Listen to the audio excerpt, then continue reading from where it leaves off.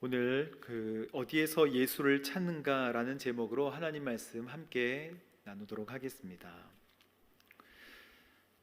오늘 본문은 예수님의 부모인 마리아와 요셉이 또 유월절 절기를 지키러 예루살렘에 올라갔을 때 소년 예수님을 잃어버리는 사건입니다. 부모가 예수님을 발견했을 때는 예수님은 이미 성전 뜰에서 랍비들, 선생님들과 함께 이야기를 나누고 있었거든요. 근데 그 모습을 보고 얘야, 정말 내가 마음이 새까맣게 탈 정도로 걱정하지 않았느냐라고 이야기를 했을 때 예수님이 대답하신 대답이 일반적이지 않아서 좀 더 당황하게 되죠. 왜 나를 찾으셨습니까? 내가 아버지 집에 있어야 될 줄을 알지 못하셨습니까? 저희가 우리 자녀라면 저희가 한 대 때렸을 텐데 3일 동안 찾았거든요. 근데 예수님께서, 우리 하나님께서 이 말씀을 성경을 통해 기록하신 이유가 있죠. 그죠? 영적인 의미를 발견하라고 오늘 말씀하십니다. 오늘 말씀의 제목같이 어디서 예수님을 찾아야 되는가? 우리가 예수님과 동행하고 있음에도 불구하고 주님을 잃어버릴 수 있다. 또 예수님과 동행하고 있음에도 불구하고 동행하지 않을 수 있다. 그래서 우리가 예수님과 동행할 때 반드시 필요한 것이 무엇인지를 오늘 본문을 통해서 하나님께서 저희들에게 알기를 원하시는 것입니다. 여러분, 유월절은 이스라엘 백성들이 매년 한 번씩 꼭 지켰던 절기죠. 유월절과 함께 이제 지켜야 되는 절기들이 여러 가지 절기들이 있지만 이 유월절이라는 것은 패스오버, 그래서 이 넘어간다라는 뜻이잖아요. 출애굽할 때 하나님께서 이스라엘을 출애굽 구원해 주신 것을 감사하는 절기예요. 그래서 유월절에는 문설주와 임방에 어린 양의 피를 바르고 통과를 했는데 이 유월절을 나중에 예수님, 어린 양 대신 예수님이 본인의 제물 대심, 피 흘리심으로 인해서 우리를 구원하실 것을 예표하는 사건이었습니다. 이스라엘 백성들이 이 유월절을 하나님께서 꼭 지키라고 하셨기 때문에 13살 이상 된 모든 유대인들은 이제 율법을 배우면서 그 율법을 직접 실천하는 유월절에 예루살렘에 한 번씩 가게 되는 거예요. 근데 이 출발할 때 가족끼리 함께 오손도손 출발을 했다 할지라도 예루살렘에서 나올 때는 온 가족들과 친척들이 한꺼번에 이제 나오기 때문에 이제 나오는 무리와 그 행렬이 아주 대규모였죠.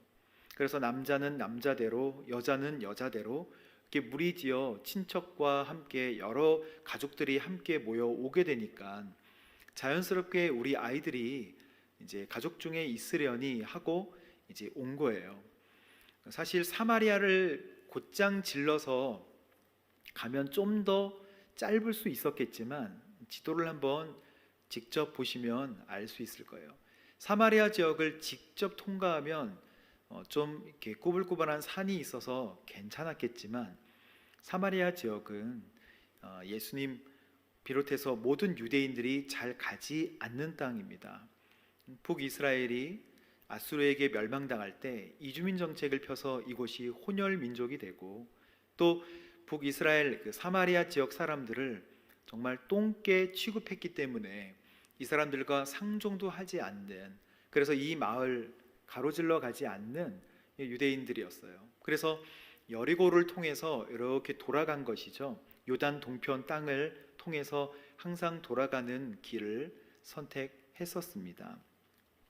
근데 이 길은 사실은 쭉 가다 보면 나사렛이라는 동네로 다시 찾아가야 되는데 여리고로 내려가는 시간만 해도 꽤 걸리는 거예요. 9시간 정도 걸리는 것이죠.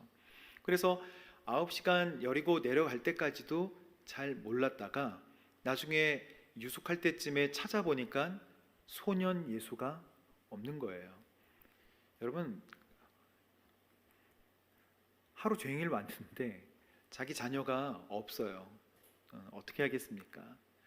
즉시 찾아 나서야 되는에도 불구하고 이 길들은 위험한 길, 위험천만한 길이었기 때문에 어쩔 수 없이 여리고에서 하루 유숙하고 그 다음날 찾아가기 시작합니다. 그러니까 하루가 갔죠. 9시간 내내 걸어서 예루살렘으로 다시 들어가요. 예루살렘에 9시간 걸려 도착을 했지만 또 거기서 한 번 유숙을 또 합니다. 그리고 나서 그 다음날 이제 예수님을 만난 것이죠. 그러니 3일이 걸리는 거예요. 3일 내내 부모가 무슨 생각을 했겠습니까? 소년 예수가 그동안 매년 예루살렘에 왔을 때 어디를 갔을까? 어디를 관심 있어 했을까? 또 무슨 말을 했을까? 떠올리다가 성전이겠다라고 생각했던 것 같아요.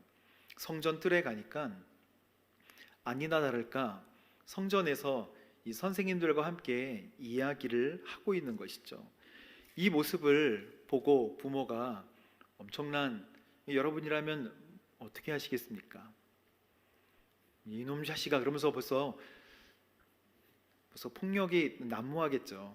근데 사실은 예수님은 그렇게 하지 않으세요. 예수님께서는 오늘 아까 저희가 말씀 나눴던 것 같이 말씀하십니다. 왜 나를 찾으십니까? 부모가 이 예수님을 봤을 때 예수님이 설명을 하고 사람들과 함께 이야기를 나누고 있었던 모습을 지켜보게 됐는데 그 장면을 딱 목격하는 순간 아이가 놀고 있었던 게 아니고 사람들과 함께 나누고 있었는데 그 나눔의 내용이 참 놀라웠다라는 거예요. 성경에 하나님께서 이 말씀을 우리에게 하고 싶으신 거예요. 누가복음 2장 47절 말씀을 함께 말씀으로 보도록 하겠습니다. 예수의 말을 들은 사람마다 그가 깨닫고 대답하는 것에 몹시 어떻게 했다고요? 감탄을 했습니다. 성전뜰에 선생님들과 앉아서 묻기도 하고 이야기를 하는 예수님을 발견하게 되는데 여러분 우리는 어린이들이 흔히 어떤 말들 어떻게 이렇게 얘기했길래 어른이 감탄을 했을까? 어떻게 얘기했길래 감탄했을까라고 생각을 하죠. 그런데 저는 이 영어 성경을 보니까 The grace of God was upon him. 그러니까 하나님의 뭐죠? 은혜가 그 사람 위에 머물러 있었다라고 그 위에 머물러 있었다라고 40절 말씀에 나와요. 여러분 하나님의 은혜가 이 사람 위에 머물게 되면 이 사람은 성령 충만한 사람이고 또 변화되는 사람인 줄로 믿습니다. 여러분 저는 여러분 머리 위에 은혜가 가득하게 되기를 바랍니다. 어린아이들이 성령 충만할 수 있을까요? 어린아이들이 성령을 경험할 수 있을까요? 어린아이들도 성령 충만하고 성령을 경험하면 하나님의 은혜를 체험하게 되면 굉장히 말이 정확해지고 현명해지고 똑똑해지고 또 어린아이들이 성령을 체험하면 그 아이에게 범접할 수 없는 하나님의 영광이 나타나게 됩니다. 저는 아이 예수가 얘기할 때 우리는 어른과 아이가 이야기하니까 아이가 뭘 그렇게 잘 얘기했길래 참 기특하다라고 아이 정도로 생각하겠지만 이 아이 위에 머물고 있는 소년 예수 위에 머물고 있는 하나님의 은혜를 볼 수 있어야 된다는 것이죠. 아이들이 제가 오늘 교회 오기 전에 수원에 있는 한 교회에 이제 같이 사역을 하고 있을 때 아이들을 이제 콘도에 한번 데려간 적이 있었어요. 용인의 하나 콘도에 한번 데려간 적이 있었어요. 거기는 기도원이 아니라 이제 기도하는 곳이 아니었지만 아이들을 데리고 가서 콘도 방을 하나 빌려서 오늘 여기서 뜨겁게 기도하자 이렇게 얘기했습니다. 근데 아이들에게 눈썰매도 타고 이제 저녁에 와서 뜨겁게 기도를 하려고 하는데 아이들에게 도전을 하고 싶었어요. 오늘 성령님께서 함께 하실 것이다. 기대감을 주고 기도할 수 있는 아이들로 이제 훈련시키고자 했습니다. 한 10명의 아이가 있었는데 그래서 오늘 하나님께서는 함께 하실 것이다. 기대해라. 하나님께서 함께 하실 것이다. 그러나 이 콘도에는 여러 명의 사람이 있기 때문에 우리가 목소리를 높여서 기도하면 다 도망갈 것이다. 그러면 우리도 쫓겨난다. 그러니 목소리를 내지 않고 조용히, 그러나 정말 간절히 기도하자. 하나님께서 성령 충만하게 하실 것이다 라고 하고 제가 기도를 했어요. 근데 아이들이 실제로 정말 이렇게 무릎 꿇고 간절히 기도하다가 방언을 받았네요. 저도 놀랐어요. 아이들이 그렇게 또 열심히 기도할 줄도 모르고 또 간절히 하나님을 사모하게 될 줄 저도 몰랐는데, 이 아이들이 그렇게 하나님의 은혜를 체험한 거예요. 그랬더니 이제 밤에 자자라고 했는데 아이들이 안 자요. 자꾸 속닥속닥거리길래, 웃고 그러길래 왜 이렇게 너희들 웃냐 그랬더니 몇 명은 화장실에 들어가 있는데 두세 명이 화장실 들어가서 성경을 읽고 있는 거예요. 불을 켜놓고. 그 아이들이 뭐가 좋다고 그렇게 성경 말씀을 읽겠습니까? 하나님의 은혜가 함께하는 아이들은 다르다는 거예요. 하나님의 은혜가 함께하면 어떻게 돼요? 무엇이 선하고 진실한지, 무엇이 거룩한지, 무엇이 옳고 그른지를 분별하게 되는 것입니다. 그래서 아이들인데도 불구하고 하나님의 크고 비밀한 일들을 경험하게 된다는 것이죠. 뭐 때문에? 하나님의 은혜가 그 머리 위에 있는 사람들은, 하나님의 은혜가 그 머리 위에 머무는 사람들은 그거를 경험할 수 있다라는 것이죠. 여러분, 하나님의 은혜가 소년 예수님 위에 머물렀을 때 예수님이 말하고 나누는 모든 것들은 인간적인 지식으로는 부족하다 할지라도 하나님의 말과 하나님의 능력과 하나님의 언어로 이야기하기 때문에 감탄스러웠던 것이죠. 저는 우리 모두에게 하나님의 은혜가 함께하기를 주님의 이름으로 축복합니다.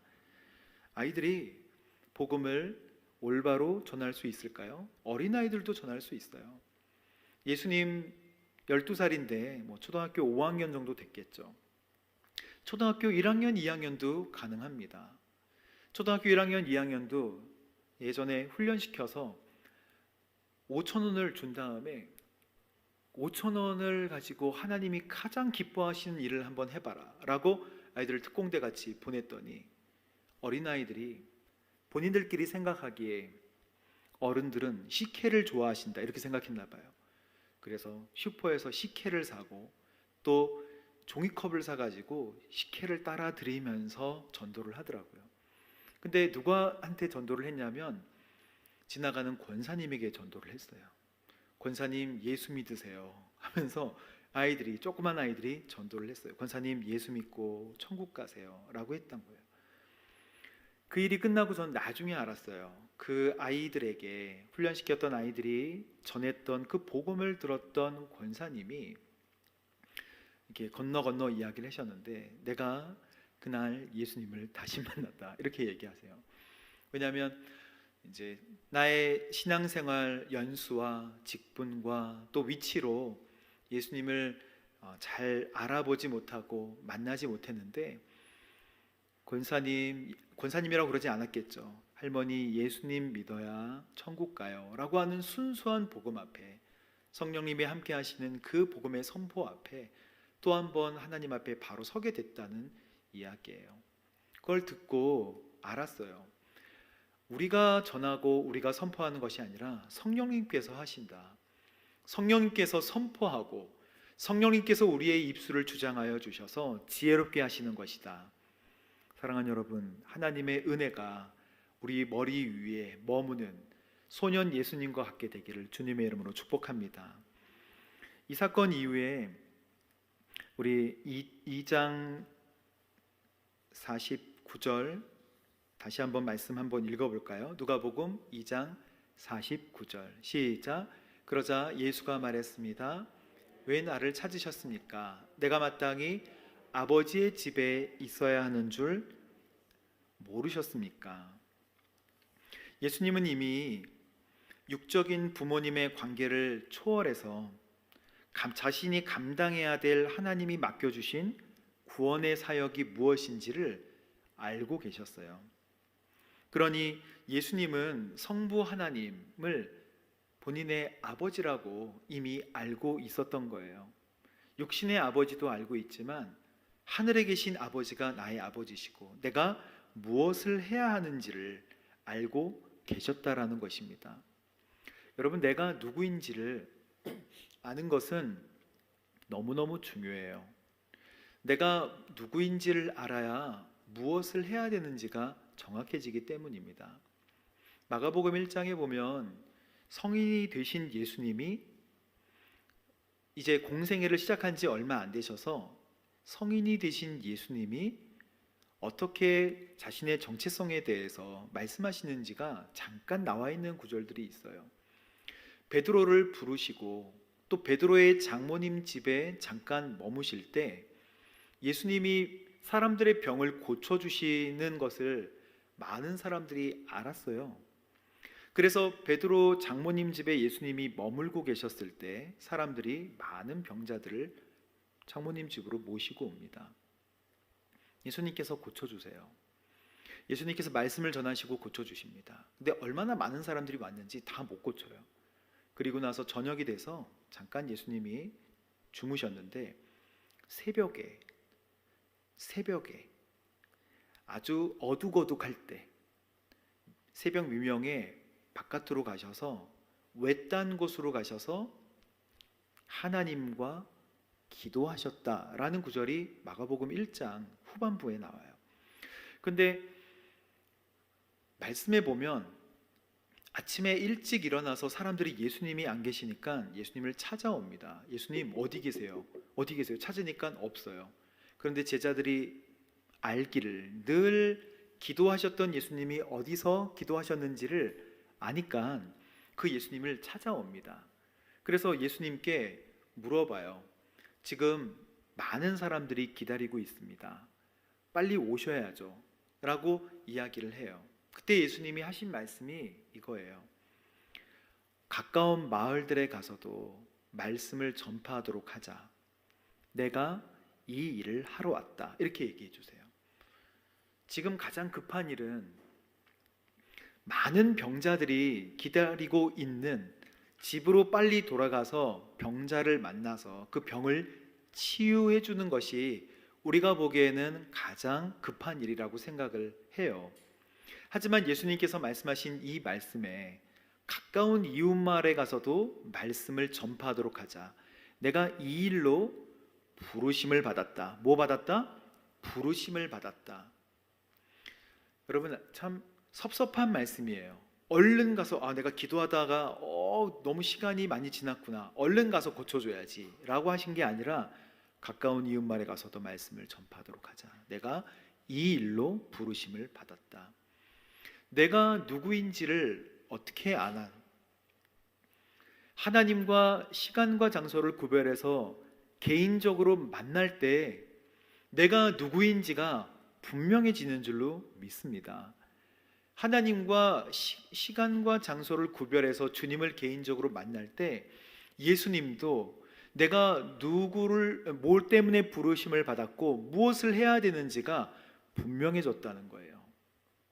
그러니 사랑하는 여러분, 예수님이 부모에게 왜 나를 찾으셨습니까? 라고 이야기했을 때 정체성이 분명하지 않으면 그렇게 이야기할 수 없다는 거예요. 나는 쉽게 얘기하면 나는 나를 왜 찾으셨나요? 제가 아버지의 일을 하기 위해서 아버지 집에 있어야 될 것을 잊으셨나요? 라고 물어보는 거예요. 마치 우리에게 물어보는 것입니다. 왜 나를 찾았나요? 내가 아버지 집에 아버지의 일을 하는 것을 모르셨나요? 부모가 이걸 들으면 육신의 부모는 더 때리겠죠. 하지만 이 말씀이 누가를 통해서 성경에 기록되어 있는 것은 왜 성경에 기록되어 있을까요? 여러분, 누가는 바울이 2차 전도여행 할 때 빌립보 지역에서 만난 것으로 추정을 해요. 왜냐하면 빌립보 지역은 의과대학이 있었던 곳이니까. 그래서 누가가 이제 바울과 함께 이렇게 다니다가 이 예수님의 옛날 사건을 어디서 알았겠어요? 마리아를 통해서 알 수밖에 없잖아요. 마리아가 어렸을 때의 예수님의 모습 중에 계속 기억에 남는 장면들을 다 기억해 놨다가 누가가 그것을 물어보고 캐치해가지고 성경에 기록한 것 아니겠습니까? 그러니 예수님께서 이렇게 말씀하신 내용들을 마리아가 기록해서 누가가 쓴 거예요. 제가 아버지의 일을 하기 위해서 아버지 집에 있어야 될 것을 잊으셨나요? 라고 자기의 정체성을 분명하게 이야기합니다. 내가 누구인지가 분명해야 내가 무엇을 해야 되는지가 분명해요. 그러니 사랑하는 여러분, 우리가 우리의 자녀들을 볼 때도 마찬가지예요. 우리 아이들이 공부 열심히 하잖아요. 근데 공부 열심히 하다가 자기가 어느 정도 대학 갈 정도만, 자기가 어느 정도 대학 가는 성적이다라고 알면 자기를 그런 사람으로, 자기를 그런 정도의 대학의 사람으로 그냥 규정을 하는 거예요. 그게 자기의 아이덴티티가 되는 것이죠. 그런데 사회에 나와보면 어떻습니까?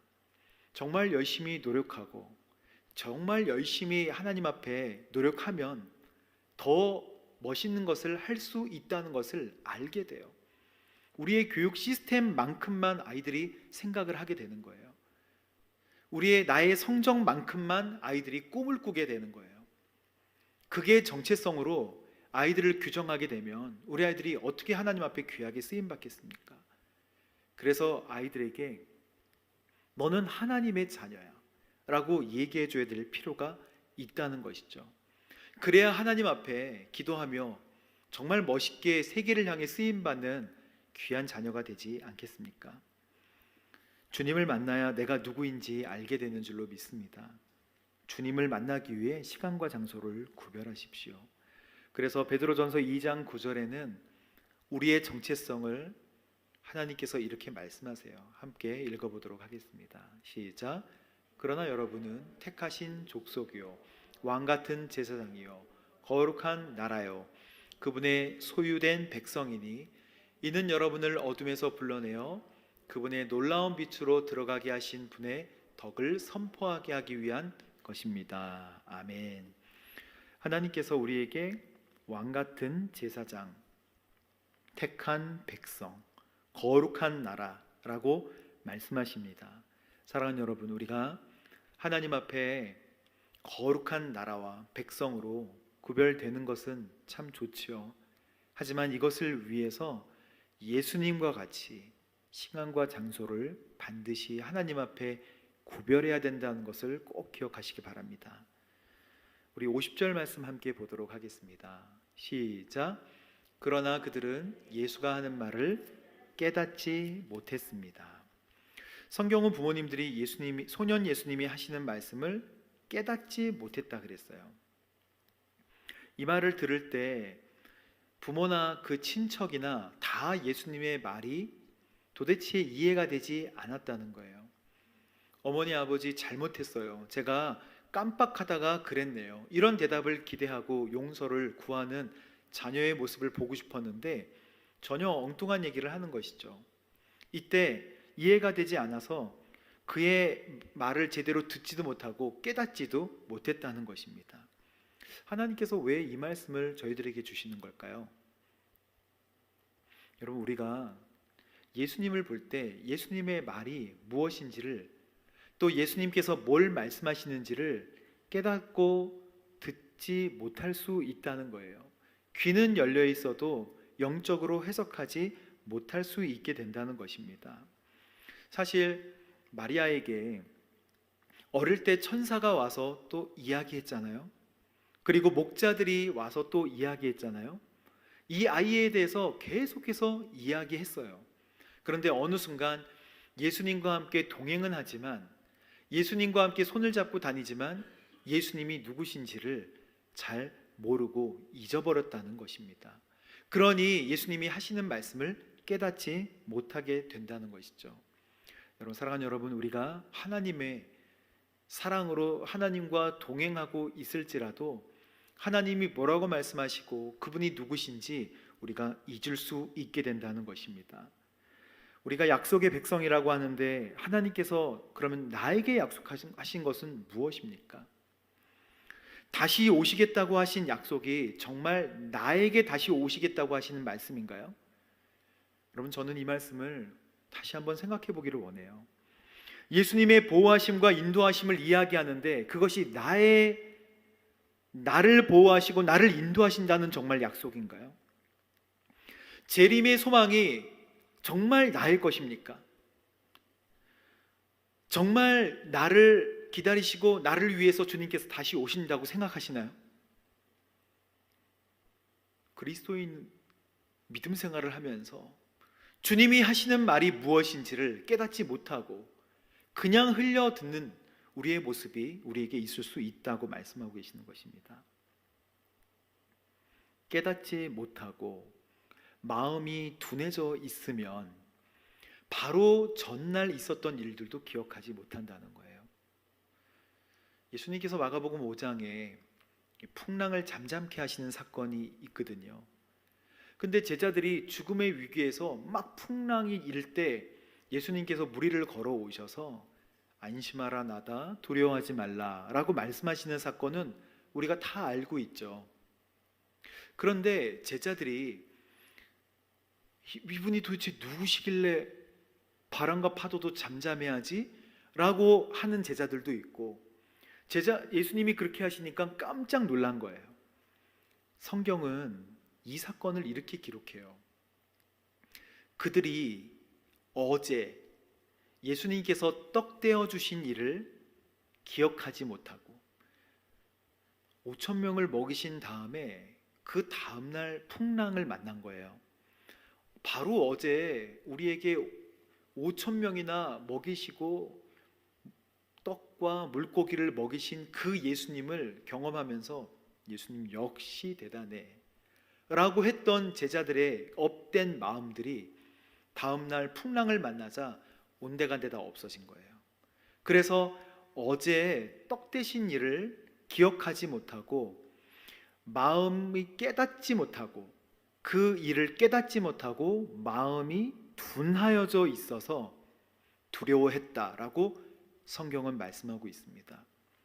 그러니 하나님의 역사하심이 오늘 지금 이 성전 가운데 두두둥 그러면서 막 하나님이 보여주시고 임재하셔도 내일 갑자기 어려운 일이 있으면 우리의 마음이 둔하여져 있고 깨닫지 못해서 두려워하는 우리의 신앙의 모습을 우리가 보게 된다는 거예요. 사랑하는 여러분, 예수님께서 항상 우리랑 동행하시지만 우리가 깨닫지 못하고 둔하여져 있는 마음이 없도록 항상 주님 앞에 바로 서야 될 것입니다. 성령님이 우리와 함께 하시나요? 할렐루야. 성령님 우리와 함께 하시는 줄로 믿습니다. 예수님을 나의 구주, 나의 하나님으로 영접한 모든 사람에게는 성령님께서 함께 해주세요. 그거 꼭 붙으십시오. 그거 꼭 붙으십시오. 아멘. 말씀 읽어보도록 하겠습니다. 진짜 그러한가 안 그러한가? 요한복음 14장 말씀. 예수님께서 이렇게 말씀하세요. 내가 아버지께 구할 것이니 아버지께서 너희에게 다른 보혜사를 보내셔서 너희와 함께 있도록 하실 것이다. 아멘. 그분은 진리의 영이시다. 세상은 그분을 볼 수도 없고 알 수도 없기 때문에 그분을 받아들일 수가 없다. 그러나 너희는 그분을 안다. 그분이 너희와 함께 계시고 또 너희 안에 계실 것이기 때문이다. 아멘.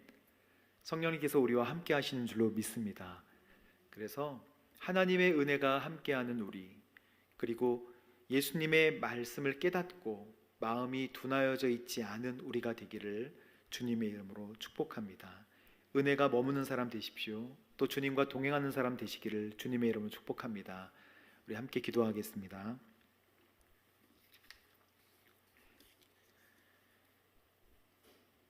하나님 감사합니다. 하나님의 은혜가 그리고 하나님의 성령이 우리 안에 온전히 머무는, 우리 머리 위에 머무는 저희들 될 수 있도록 인도하여 주옵소서. 예수님과 올바로 동행하는, 또 예수님 정체성을 아셨듯이 우리도 우리가 누구인지 또 무엇을 해야 되는지를 아는 거룩한 그리스도인 될 수 있도록 주님 인도하여 주옵소서. 예수님의 이름으로 기도합니다. 아멘.